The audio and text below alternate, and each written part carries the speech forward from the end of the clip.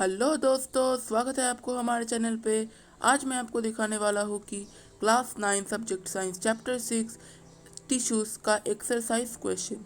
इसके पहले मैं इस चैप्टर का additional extra notes full details में हिंदी एक्सप्लेनेशन पे वीडियो बना चुका हूँ। अगर आप वो वीडियो नहीं देखे हो और उस वीडियो में जाना चाहते हो तो कोई बात नहीं, आपको उस वीडियो का लिंक डिस्क्रिप्शन में मिल जाएगा। और साथ ही साथ उस चैप्टर का मैं इन टेक्स्ट क्वेश्चन का सॉल्यूशन भी दे चुका हूँ, उसका लिंक भी आपको डिस्क्रिप्शन में मिल जाएगा। तो आप दोनों को ही देखने के लिए डिस्क्रिप्शन में जाए और उसका लिंक में प्रेस करके आप देख सकते हो videos.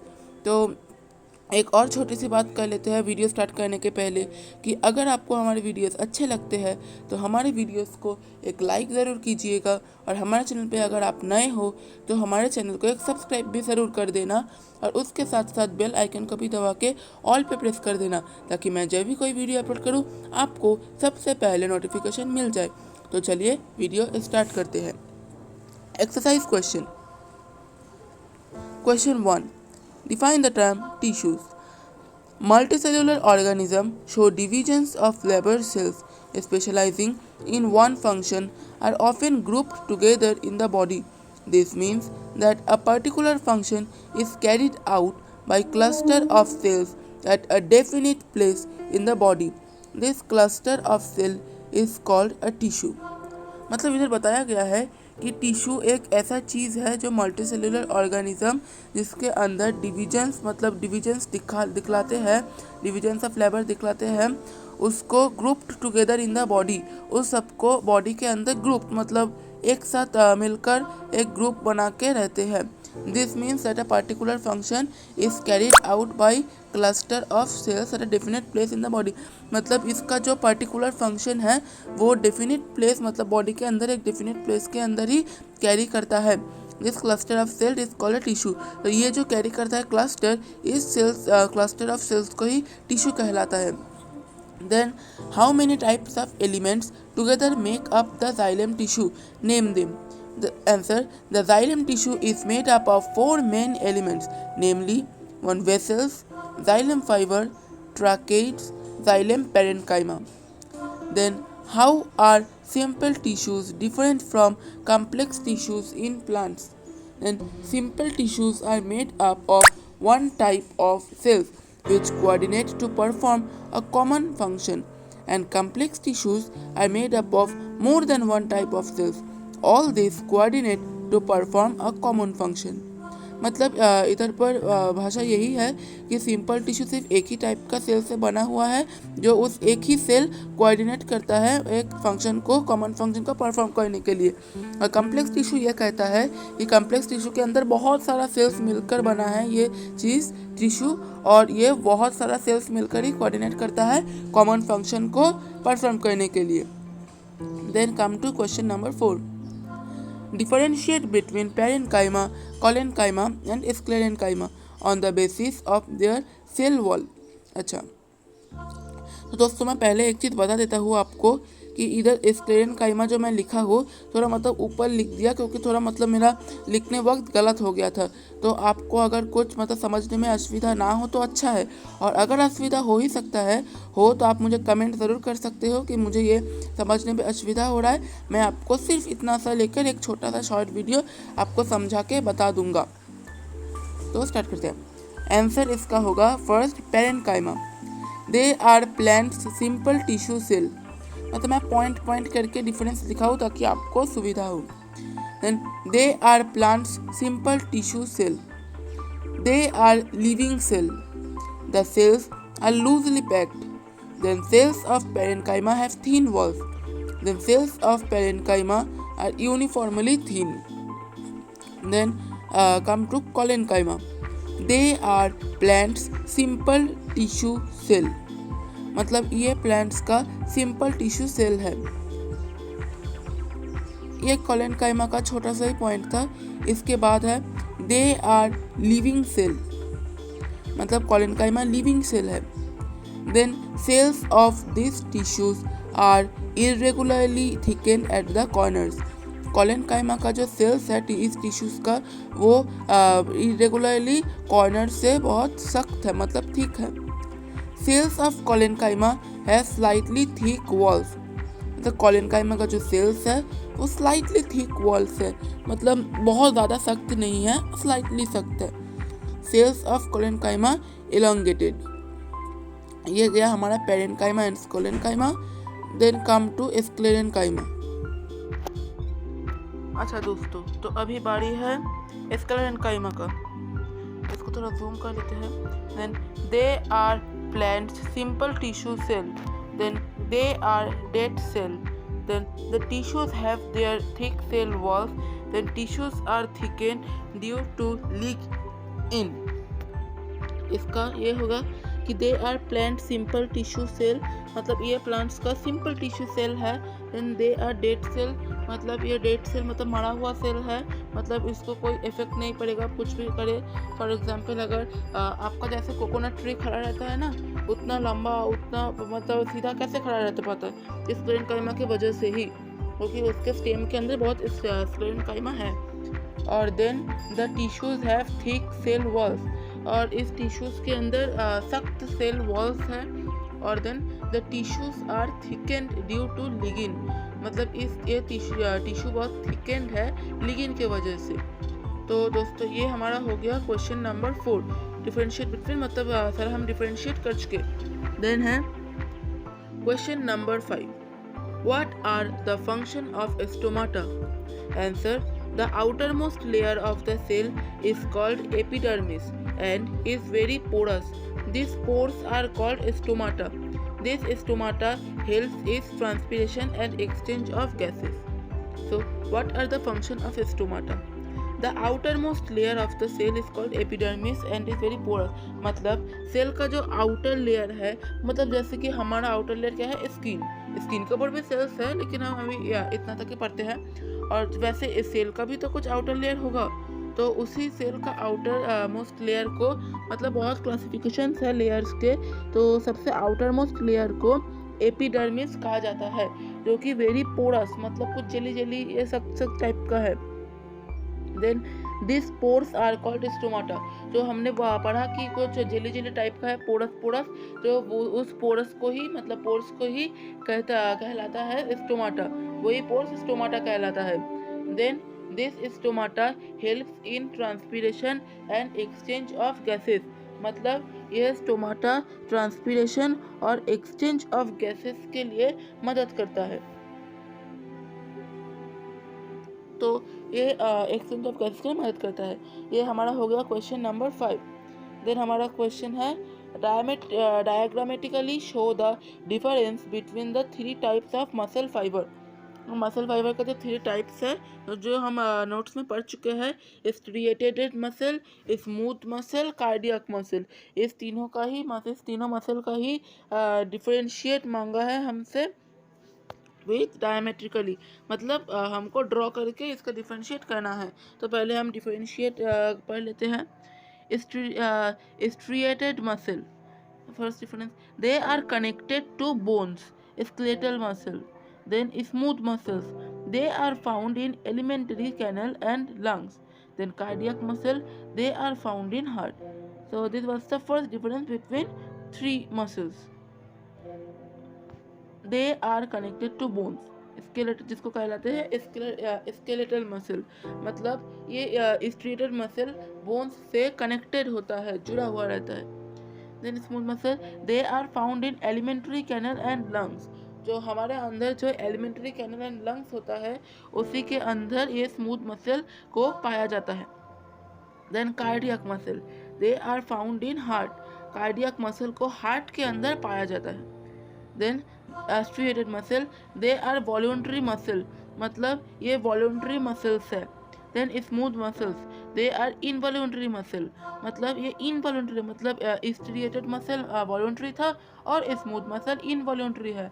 Then cardiac muscle, they are involuntary in action, मतलब ये जब एक्शन करने जाते हैं तभी ये इनवॉल्यूंटरी होते हैं। Then the last difference, The cells are long, cylindrical with many nucleus and are unbranched. मतलब इसका striated muscles का सेल बहुत लंबा होता है और cylindrical मतलब सबके घर में तो सिलेंडर होगा ही, वैसा ही cylindrical शेप होता है, मतलब बहुत ही छोटा होता है, हमको दिखाई नहीं पड़ता है अपने नेकेड आइज से। तो हम क्या पढ़ रहे थे, the cells are long cylindrical in shape with many nucleus and are unbranched, मतलब वहाँ पर न्यूक्लियस तो है लेकिन वो सब न्यूक्लियस अनब्रांच्ड होते हैं। उसके बाद they are spindle in shape and have one nucleus, मतलब वो कुछ स्पिंडल टाइप का होता है शेप में और उसका सिर्फ एक ही न्यूक्लियस होता है। और then they are branched and have one nucleus, मतलब कार्डियक मसल ब्रांच्ड होता है और इसका भी वन न्यूक्लियस होता है। तो दोस्तों ये था show the difference between striated muscle, smooth muscle and cardiac muscle. तो इस जो क्योंकि ये पर मांगा है हमसे कि डायाग्रामेटिकली, तो दैट्स वाई मैंने 3 फिगर भी ड्रॉ कर दिया है। आप ये 3 फिगर ऐसे पहले डिफरेंस लिख के 3 फिगर ड्रॉ कर सकते हो। और मेरा ड्राइंग ख़राब है, अगर आपको मोर क्लियरली ड्राइंग चाहिए तो आप गूगल में जा सकते हो और वहाँ पर स्ट्रेटेड मसल इमेज लिख सकते हो, वहाँ पर और भी क्लियर और बढ़िया तरीके से आपको समझ में आएगा ड्राइंग, तो बेटर होगा कि आप वहाँ से ही देख ले। तो उसके बाद आता है हमारा क्वेश्चन नंबर 7। क्वेश्चन नंबर 7 में क्या है, what is the specific function of the cardiac muscle? What is the specific function of the cardiac muscle? Answer, point 1, cardiac muscles cell are cylindrical, branched and uninucleated, मतलब cardiac muscles जो cell है, cardiac muscle cell वो cylindrical shape का होता है, branched होता है और यूनिन्यूक्लिएटेड होता है, मतलब एक ही न्यूक्लियस होता है उनका। Then they are involuntary muscle, मतलब कार्डियक मसल इनवॉल्यूंटरी होता है। Then 3, they show rhythmically contraction and relaxation throughout life, मतलब ये rhythmically मतलब जो म्यूजिक पे रिदम होता है ना वैसा, मतलब कुछ कंसिस्टेंट रहता है, उसको हम rhythmically contraction बोलेंगे, मतलब ये कंसिस्टेंसी को बरकरार रखता है कंट्रैक्शन के लिए और हमको रिलैक्सेशन देता है throughout the life. Then point 4, their rhythmic contraction and relaxation helps pumping action of heart, मतलब मैंने जो पहले बताया कि ये आपको रिलैक्स देता है, तो वैसे जैसे आप लोग कभी रिलैक्स करते हो तो आप लोग कैसा लगता है, अच्छा या बुरा? अच्छा ही लगता है। तो वो अच्छा क्यों लगता है? क्योंकि वो जो रिलैक्सेशन मिलता है, सबसे पहले आपको वो हार्ट का जो पंपिंग रहता है ना, जो रिपकेज में आप पढ़े थे पहले क्लास में कि अप डाउन अपवर्ड डाउनवर्ड होता है, तो वो जो पंपिंग रहता है वो पंपिंग बहुत रिदमिकली होता है, मतलब कंसिस्टेंट होता है, बहुत मतलब रिलैक्स वे में होता है, इसीलिए आपको भी बहुत रिलैक्स फील होता है। तो ये था क्वेश्चन नंबर 7 का आंसर 4 पॉइंट में। इसके बाद आपका आंसर आता है, मतलब क्वेश्चन आता है question number 8, differentiate between,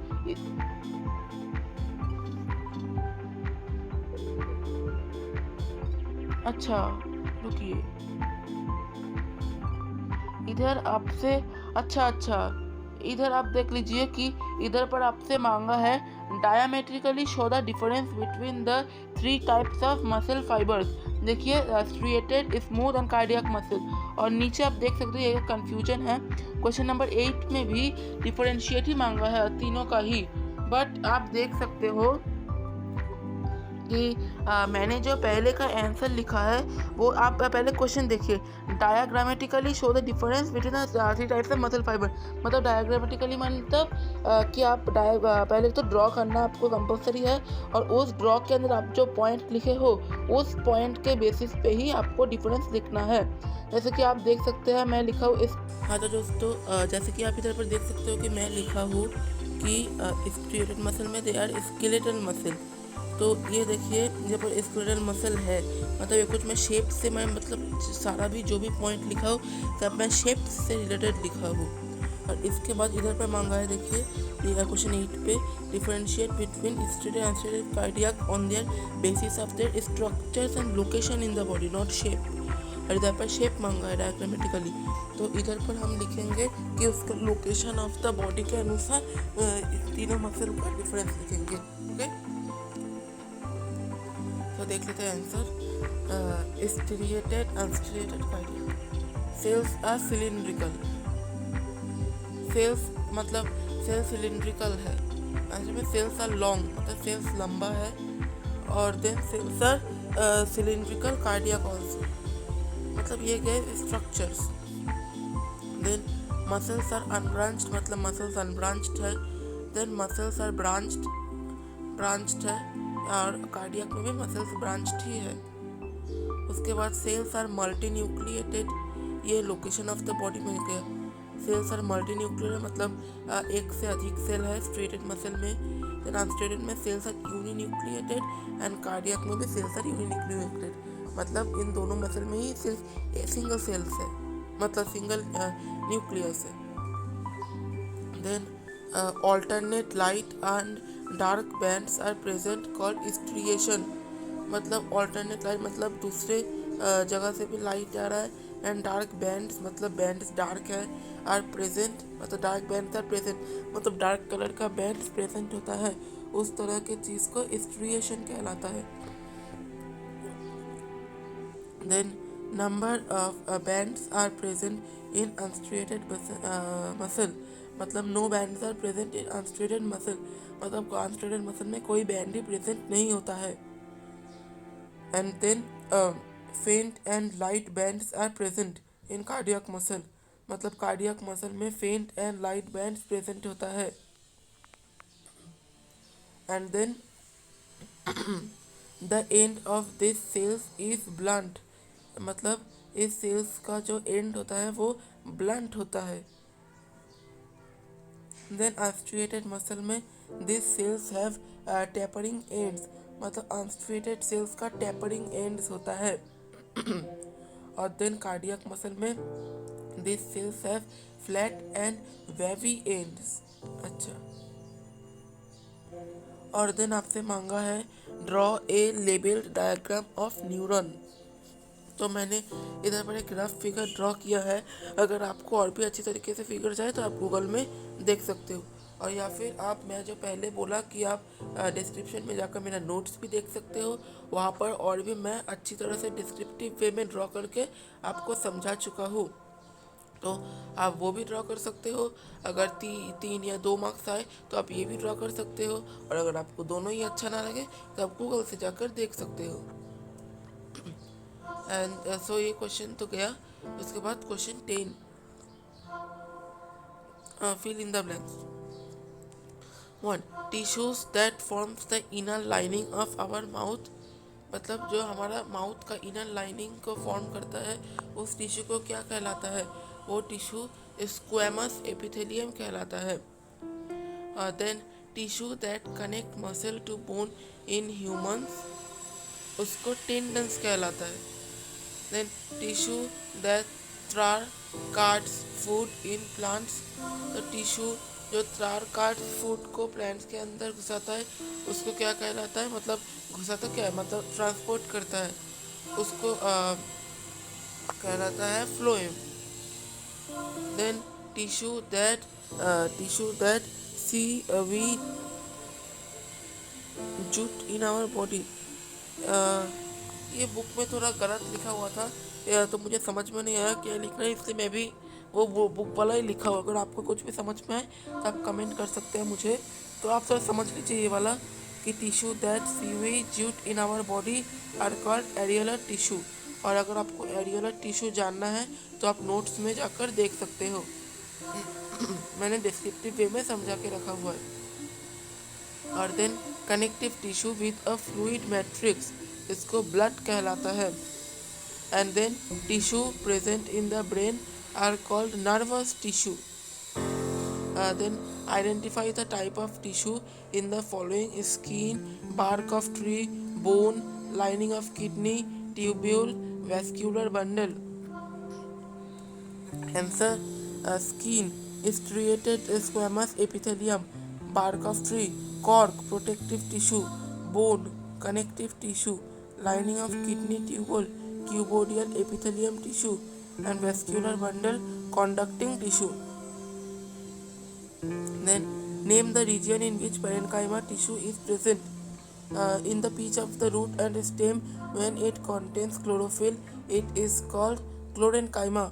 Found in green leaves. In aquatic plant, parenchyma contains large air cavities and help them to float. Such type of parenchyma is called parenchyma. Then what is the role of epidermis in plant? मतलब epidermis का plant में क्या role होता है? Answer पर देख लेते हैं. Cells of epidermis forms a continuous layer without intercellular spaces. It protects all the parts of plant.